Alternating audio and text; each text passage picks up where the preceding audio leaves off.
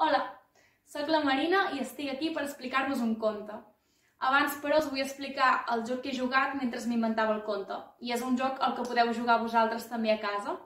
He agafat un llibre, també pot ser un diccionari, i he triat a l'atzar 3 paraules. Amb aquestes 3 paraules m'he inventat la història que ara sentireu a continuació. O sigui que, si voleu, mentre escolteu el conte que he preparat per vosaltres, podeu intentar endevinar quines han sigut aquestes 3 paraules que he hagut de colar al mig del conte. Al final, quan el conte acabi, us diré quines eren. Espero que us agradin. Hi havia una vegada un drac, però no era un drac normal, era un drac famós per la seva gana. Aquell drac que es va menjar els cultius, els animals i alguna persona d'aquell poble, i el mateix drac que va ser atacat per Sant Jordi un 23 d'abril. Aquell dia Sant Jordi li va fer una mica de mal a la cua, així que va haver de córrer a la seva cova a curar-se. Allà va tenir molt de temps per pensar i va tenir la gran idea de viure una aventura. Buscaria un millor amic o millor amiga. Així que va començar a caminar i va arribar al primer poble. Aquell poble es deia el Gorg Groc. Quin nom més estrany, si tothom sap que els gorgs són liles. Allà va preguntar i la gent estava molt espantada, ningú el contestava. Fins que va veure un vellet que sortia de la finestra i li va dir: «Què li passa a la gent?» I el vellet va dir: «No ens agraden els dracs com tu, que agafen les coses i se les mengen sense preguntar. Ets un mal educat, fora d'aquí!»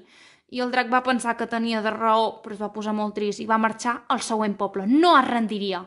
El següent poble es deia Cap Cap sense barret. I va pensar: «Ostres, no puc entrar aquí sense un barret». I se'n va fabricar un. Així és com el drac, amb el seu barret, va entrar, primer de tot demanant perdó pel que havia fet i suplicant un amic o una amiga.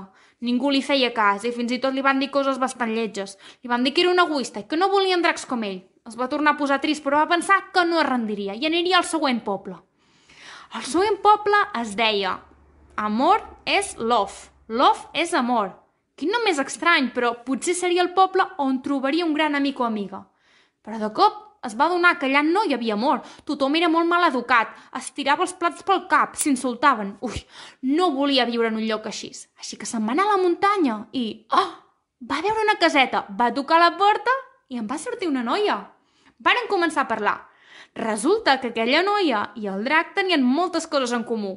Els agradava jugar als mateixos jocs, els dos tenien molta gana i van pensar que farien el possible per viure junts i ser molt bons amics. Així que, compte comptat, drac feliç i s'ha acabat. Bé, doncs espero que us hagi agradat la història. Com us he promès, us diré quines han estat les 3 paraules que m'han sortit i que havia de colar dintre la història. Les 3 formaven part del nom del poble. La primera era Gorg, la segona Cap i la tercera Amor. Si us ha agradat aquest joc, podeu jugar-hi a casa vostra també, i aprofito per recordar-vos que és molt important que aquest any la Diada de Sant Jordi i Santa Georgina la celebrem des de casa. Penseu que teniu moltes activitats i moltes coses a fer i que moltes gràcies també als escoltes perquè s'estan preocupant de que tinguem molts vídeos divertits, culturals i informatius per mirar durant aquests dies i que no ens avorrim i ens ho puguem passar molt bé. I ja que estic aquí, no me'n puc anar sense recomanar-vos algun llibre.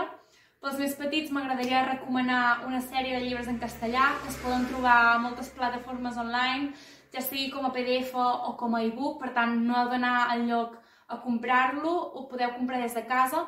Es diuen Sèrie Buscar Pistes i són unes aventures molt divertides que viuen uns personatges. I pels més grans, a mi m'agradaria recomanar un llibre que vaig llegir fa poc que es diu Cartes a un joven poeta.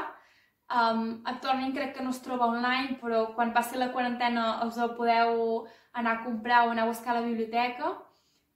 I són les cartes que li escriu Rainer al seu amic poeta, preguntant-li, demanant consells sobre la vida en general, però sobretot sobre la seva passió, que és escriure, sobre com saber si ets un bon poeta, si ets bo fent el que t'agrada fer, i com saber si ho has d'apostar tot a una carta, en aquest cas ser poeta, que és el que a ell li agradava més del món. Espero que us hagi agradat aquest vídeo i que disfruteu moltíssim de les activitats online que els escoltes han preparat per vosaltres i, com no, que passeu una molt bona diada.